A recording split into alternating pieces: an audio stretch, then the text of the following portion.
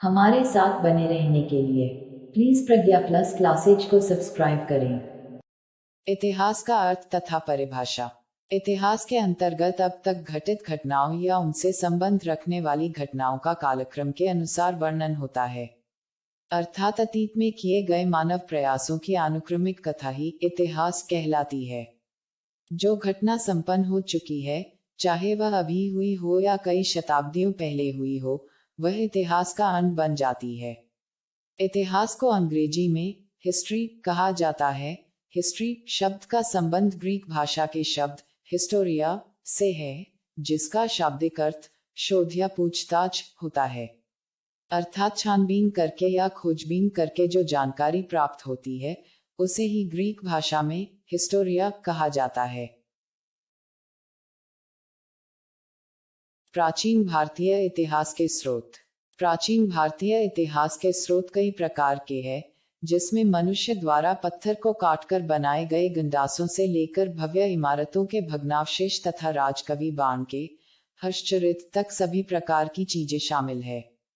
अध्ययन की सुविधा के उद्देश्य से हम इन्हें मोटे तौर पर दो श्रेणियों में बांट सकते हैं: पुरातात्विक स्रोत तथा साहित्यिक स्रोत। पुरातात्विक स्रोत। अभिलेख। प्राचीन भारत के अधिकांश अभिलेख शिलाओं, स्तंभों, ताम्रपत्रों तथा दीवारों पर उत्कीर्ण हैं।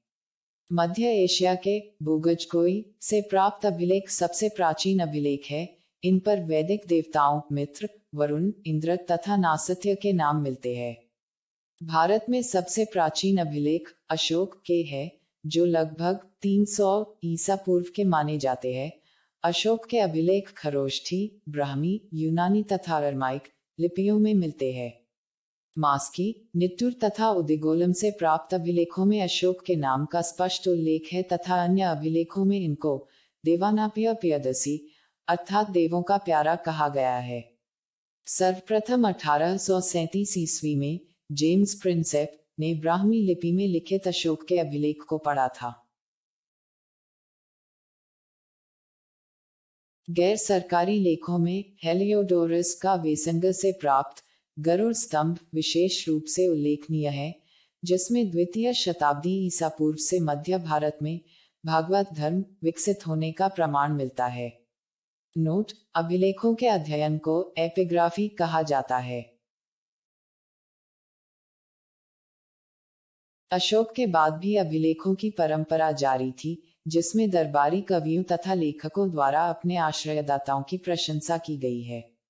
नासिक अभिलेख। नासिक अभिलेख के रचनाकार गौतमी बलश्री है, जिसमें सातवाहन कालीन घटनाओं का विवरण मिलता है। जूनागढ़ अभिलेख। जूनागढ़ अभिलेख रुद्रदामन के काल का है, जिसमें रुद्रदामन की विजयों तथा व्यक्तित्व का उल्लेख है। जूनागढ़ अभिलेख को गिरनार अभिलेख भी कहा जाता है। हाथी गुफा अभिलेख। यह अभिलेख खारवेल के काल का है, जिसमें खारवेल के शासनकाल की घटनाओं का क्रमबद्ध विवरण है। मंदसौर अभिलेख। मंदसौर का अभिलेख मालवा शासक यशोधर्मन के काल का है, जिसमें सैनिक उपलब्धियों का वर्णन मिलता है। ऐहोल अभिलेख। यह अभिलेख पुलकेशिन द्वितीय के काल का है, जिसमें हर्ष तथा पुलकेशिन के युद्ध का उल्लेख मिलता है। भीतरी स्तंभ लेख। भीतरी स्तंभ लेख स्कंदगुप्त के काल का है, जिसमें स्कंदगुप्त के जीवन की अनेक महत्वपूर्ण घटनाओं का विवरण मिलता है। प्रयाग स्तंभ अभिलेख। यह समुद्रगुप्त के काल का अभिलेख है, जिसमें समुद्रगुप्त की विजयों तथा नीतियों का विवरण मिलता है। भवन तथा स्मारक। स्मारक तथा भवनों से जनता की आध्यात्मिकता तथा धर्मनिष्ठता का पता चलता है। हड़प्पा तथा मोहनजोदड़ो की खुदाई से प्राप्त भवनों से 5500 वर्ष पुरानी सैंधव सभ्यता का पता चलता है। नोट: नवीन शोध के अनुसार सिंधु घाटी सभ्यता लगभग 8000 वर्ष पुरानी है। प्राचीन काल में भारत में भारी संख्या में मंदिरों का निर्माण हुआ, जिनके अवशेष पूरे देश में मिलते हैं। महलों तथा मंदिरों की शैली से वास्तुकला के विकास पर पर्याप्त प्रकाश पड़ता है। उत्तर भारत के मंदिर नागर शैली में निर्मित है तथा दक्षिण भारत के मंदिर द्रविड़ शैली में और मध्य भारत के मंदिर बेसर शैली में निर्मित है। उत्तर भारत के खजुराहो का कंदरिया महादेव मंदिर नागर शैली का तथा दक्षिण भारत में तंजौर का राजराजेश्वर मंदिर द्रविड़ शैली का उत्कृष्ट उदाहरण है। विभिन्न स्थानों से प्राप्त प्रमुख मंदिर देवगढ़ का दशावतार मंदिर, झांसी भीतर गांव का मंदिर, सुल्तानगंज से प्राप्त भगवान बुद्ध की ताम्र मूर्ति तथा अजंता की गुफाओं के चित्र इत्यादि से हिंदू सभ्यता के पर्याप्त विकसित होने के प्रमाण मिलते हैं। भारत के अलावा दक्षिण पूर्वी एशिया के अनेक द्वीपों से हिंदू संस्कृति से संबंधित स्मारक मिलते हैं। इनमें प्रमुख रूप से जावा के बोरोबुदुर स्तूप तथा कंबोडिया के अंकोर वाट मंदिर का उल्लेख किया जा सकता है। अंतरजीरा इत्यादि की खुदाई से पता चलता है कि भारत में लोहे का प्रयोग लगभग 1000 ईसा पूर्व में हो गया था। प्रमुख सिक्के, अभिलेख, स्मारक तथा भवनों के अलावा प्राचीन राजाओं द्वारा ढलवाए गए सिक्कों से भी प्रचुर ऐतिहासिक जानकारी प्राप्त होती है। प्राचीन काल में सिक्के तांबा, चांदी, सोना तथा सीसा धातुओं से बनते थे। प्राचीनतम सिक्कों को आहत सिक्के या पंचमार्क सिक्के कहा जाता है, जो लगभग ईसा पूर्व 5वीं सदी के माने जाते हैं। यह सिक्के ठप्पा मारकर बनाए जाते थे, इसीलिए इन्हें आहत मुद्रा कहा जाता है। पंचमार्क सिक्कों पर मछली, पेड़, हाथी, सांड, अर्धचंद्र इत्यादि चित्र बने होते थे। सामान्यतः 206 ईसा पूर्व से लेकर 300 ईस्वी तक के भारतीय इतिहास का ज्ञान मुख्य रूप से मुद्राओं की सहायता से ही प्राप्त होता है।